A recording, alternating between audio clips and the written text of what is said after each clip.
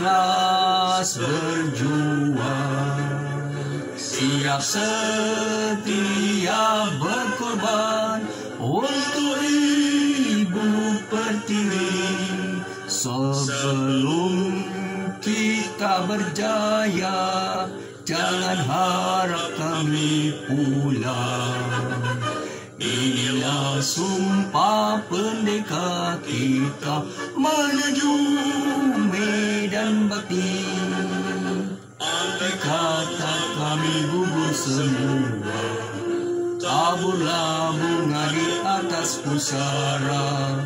Kami mohon doa, Malaysia berjaya. Semboyan telah berbunyi menuju medan bakti.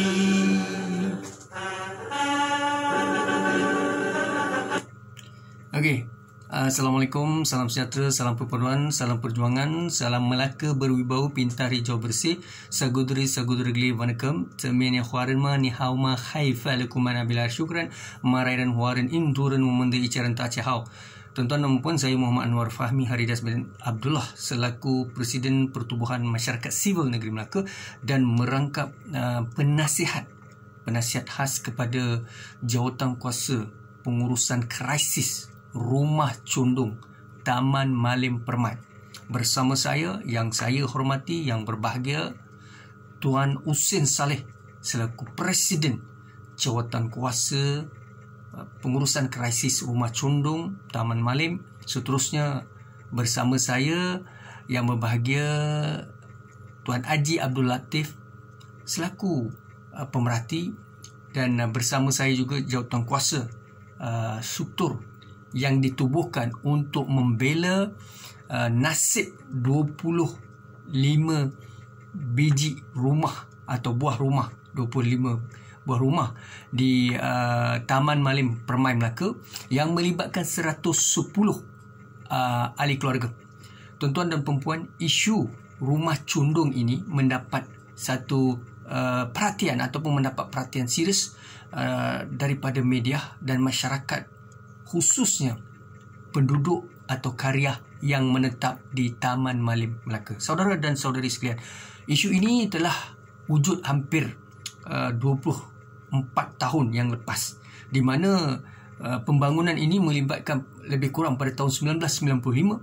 Rumah ini dibina di kawasan Taman Malim Permai ini, di mana tanahnya mendak.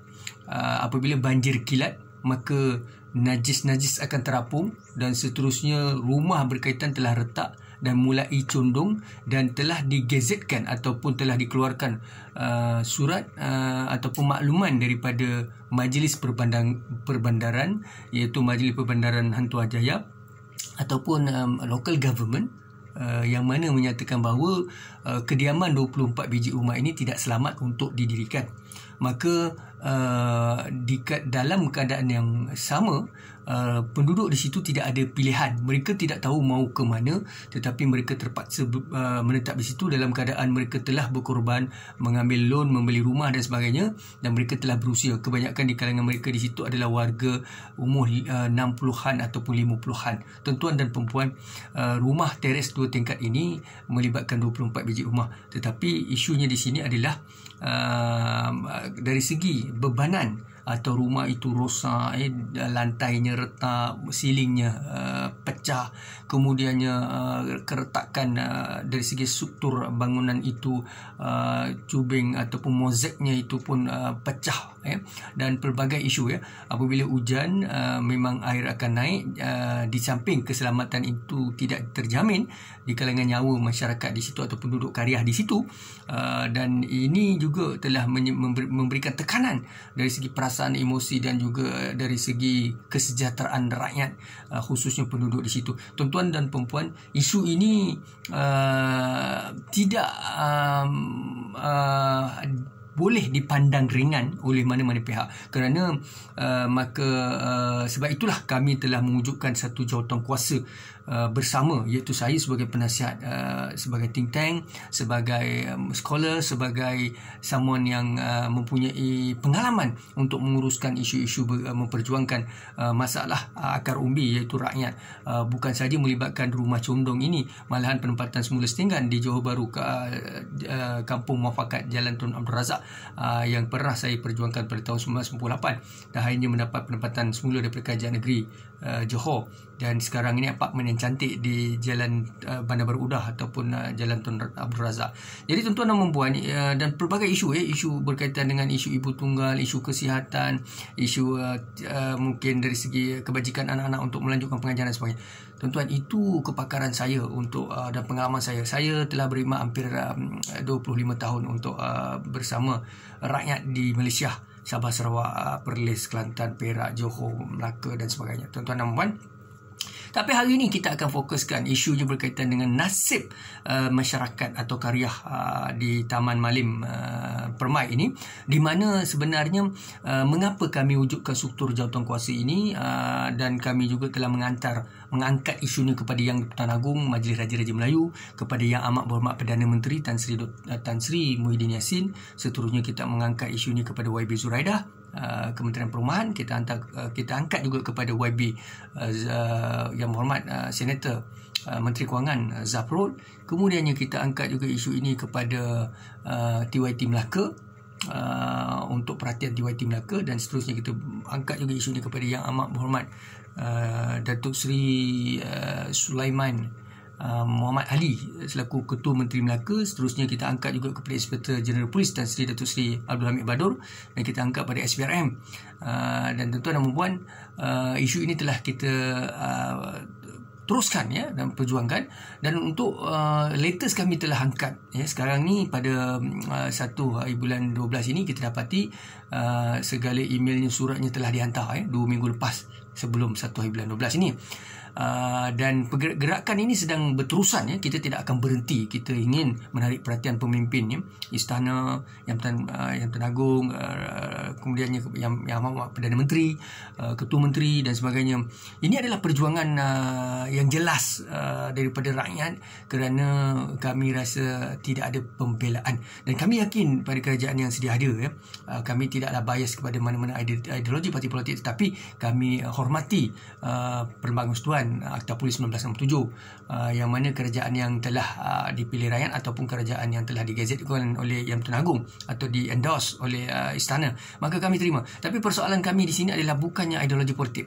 Persoalan kami adalah apa pemimpin buat, bila pemimpin mahu bertindak, bagaimana caranya pemimpin akan bertindak, dan apakah hak kami akan terbela. Kami itu bermakna penduduk di situ, tuan-tuan dan puan. Jadi sebab itulah saya tegaskan di sini, gerakan ini kami terpaksa angkat, bukan mencabar atau menguji sesiapa ataupun mahu menunjuk kepandaian dan mahu mengganggu sesiapa, tetapi sebenarnya kita berujuk kepada Perlembagaan Persekutuan, bahagian 2 dari segi kebebasan hak asasi dalam Federal Constitution. We are referring to Article 1, Article 5 to 19, freedom of speech, attending really, choose your own school of thought, choose your own religions. Kita melihat kepada kebebasan diri, perkara 5 Perlembagaan Persekutuan, disebut bahagian 2 kebebasan asasi, tidak seseorang pun boleh diambil nyawa atau dilucutkan kebebasan diri kecuali menurut undang-undang, tuan-tuan. Kita perlu fahamlah, maknanya kita berhak untuk memberi pandangan dan seterusnya berjuang untuk mengangkat isu-isu rakyat. Dan seterusnya kita melihat juga perlindungan daripada undang-undang jenayah berkuasa kebelakangan dan pembicaraan berulang. Okey, baik, saya nak sebut di sini, tiada sesiapa pun boleh dihukum kerana sesuatu perbuatan atau ketinggalan yang tidak menjadi kesalahan di sisi undang-undang pada masa perbuatan atau ketinggalan itu dilakukan, dan kerana satu kesalahan tiada sesiapa pun boleh menanggung hukum yang berat daripada yang telah ditetapkan undang-undang pada masa kesalahan dilakukan. Saudara dan saudari sekalian, kalau kita melihat dalam Perlembagaan Persekutuan, memang kita ada macam-macam. Saya ada juga rujukan atau koleksi-koleksi yang saya nak sebut, iaitu disebut buku perlembagaan ini, yang mana dia sebut incorporating all amendment up to 31 Januari 2020 ya, maknanya adalah takhta ataupun dalam Perlembagaan Persekutuan ya, apa yang kami buat di sini adalah tidak menyalahi Undang-Undang Negara dan juga Akta Polis 1967. Tapi apa yang kami sajikan sekarang ini adalah untuk membela nasib penduduk Taman Malim Melaka, Taman Malim Permai Melaka. Tuan-tuan dan puan, sebenarnya mengapa kami mengharapkan kerajaan, pemimpin, wakil rakyat, ya, DUN dan Parlimen, Menteri Besar, Ketua Menteri, Perdana Menteri